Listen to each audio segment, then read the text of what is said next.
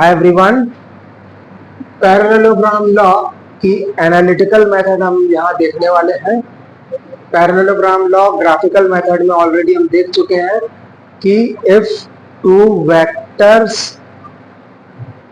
To be added represents the two consecutive sides of a parallelogram, then the diagonal of the parallelogram will represent the resultant of the two vectors. तो यहाँ पर OP vector A को represent कर रहा है, OS vector B को represent कर रहा है और OS is same as PQ in direction and magnitude, OP is same as SQ in direction and magnitude. तो angle B positive x axis से थीटा एंगल बना रहा है और जो रिजल्टेंट है R वो पॉजिटिव एक्स एक्सिस यानी OX से बीटा एंगल बना रहा है। Q से हम एक परपेंडिकुलर ड्रॉ कर लेते हैं QN OX पर। तो ट्राइंगल PQN में अगर हम देखें तो PN upon PQ cos theta होगा और PN equal to PQ cos theta होगा और PQ की वैल्यू है B, तो PN हो जाएगा B cos theta. Same in the same manner QN upon PQ equal to sine theta होगा, that is perpendicular upon hypotenuse. तो QN हो जाएगा PQ साइन थीटा, PQ की वैल्यू है B, तो हो जाएगा QN B sine theta. Same जैसा हमने ट्रायंगल लॉ में किया था वैसा ही हम ये कर रहे हैं। ये कैलकुलेशन सेम है, बस डायग्राम का फर्क है, बाकी कैलकुलेशन और डेरिवेशन सेम है।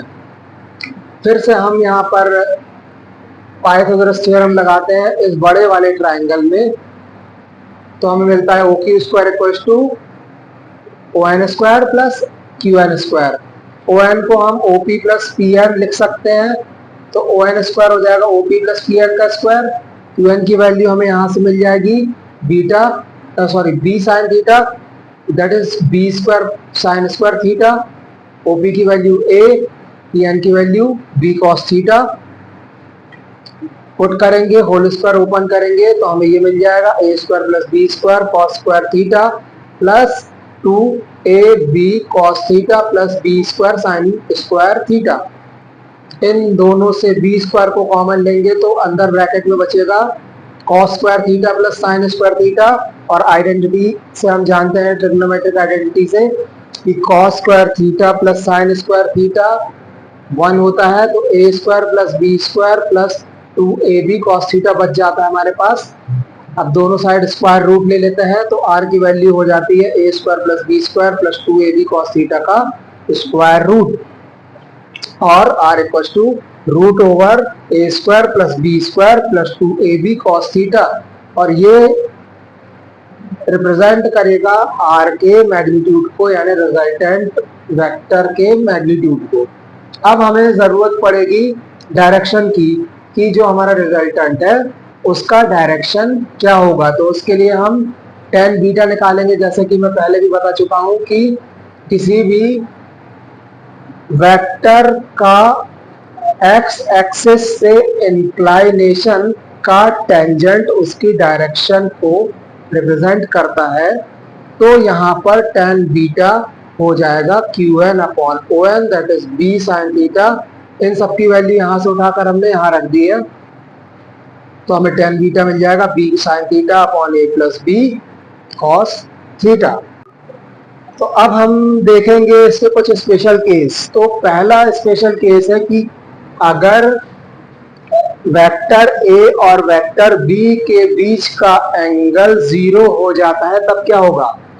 A और B के बीच का एंगल 0 होने का मतलब है कि B की डायरेक्शन भी A की डायरेक्शन हो जाती है, यानी B और A दोनों सेम डायरेक्शन में वर्क करते हैं।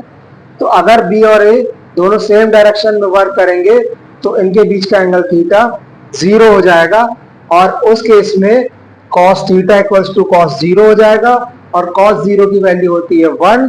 इसीलिए यहाँ पर A square plus B square plus 2AB cos 0 हो जाएगा। थीटा 0 रखने पर 1 हो जाएगा, तो हमें मिलेगा R equal to A square plus B square plus 2AB। और ये होता है a प्लस बी का होल स्क्वायर। तो फाइनली r हमें मिलेगा root over a plus B का होल स्क्वायर, और स्क्वायर से रूट कैंसिल होकर के a प्लस बी।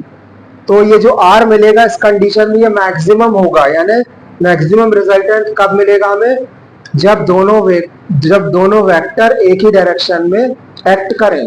अगर दोनों वेक्टर एक ही डायरेक्शन में एक्ट कर रहे हैं तो रिजल्टेंट मैक्सिमम होगा।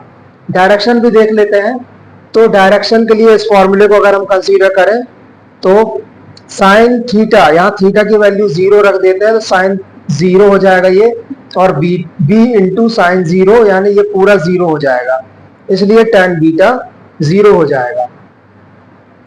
सेकंड केस में हम कंसीडर करते हैं कि बी ए के अपोजिट डायरेक्शन में वर्क कर रहा है, यानी अगर ए इस डायरेक्शन में है तो बी इस डायरेक्शन में, इस तरह से वर्क कर रहे हैं और इनके बीच में एंगल फॉर्म हो रहा है 180। उस केस में क्या होगा, इस फॉर्मूले में थीटा की वैल्यू 180 हो जाएगी और cos 180 की वैल्यू होती है -1, इसीलिए r हो जाएगा a square plus B square minus 2ab, और ये हो जाएगा a माइनस बी का होल स्क्वायर, और स्क्वायर से स्क्वायर रूट कैंसिल और बचेगा a माइनस बी। इस केस में हमारा रिजल्टेंट मिनिमम वैल्यू देगा, यानी रिजल्टेंट मिनिमम कब होगा, जब दोनों वेक्टर एक दूसरे के अपोजिट डायरेक्शन में काम करें। थर्ड केस पे आते हैं। अच्छा, इसमें भी हम tan बीटा को कंसीडर कर लेते हैं डायरेक्शन के लिए। तो tan बीटा क्या हो जाएगा, ये 180 हो गया, ये 180, साइन 180 भी 0 होता है, इसीलिए tan बीटा 0 हो जाएगा। अब थर्ड केस पे हम आते हैं कि अगर a ऐसा लग रहा है और b ऐसा लग रहा है, यानी दोनों परपेंडिकुलर डायरेक्शन में लग रहे हैं, तो थीटा की वैल्यू 90 हो जाएगी, और जब थीटा 90 होगा तो यहाँ पर r हो जाएगा a square plus B square plus 2ab cos 90, और cos 90 होता है 0, इसलिए ये हो जाएगा r equals to root over a square plus B square, बस इतना, और बाकी टर्म पूरी 0। तो root over a square plus B square resultant होगा इस केस में, जबकि a और b दोनों परपेंडिकुलर हों। अब डायरेक्शन के लिए इस फॉर्मूले में हम थीटा की वैल्यू 90 रख देते हैं तो साइन 90 1 हो जाता है, cos 90 0 हो जाता है, तो ये b cos थीटा वाली टर्म 0 हो गई। यहाँ पर b बचा, b इंटू 1 यानी b बचा, और यहाँ a बचा, तो b upon a plus 0 means b upon a, तो beta equal to tan inverse b upon a मिल जाएगा।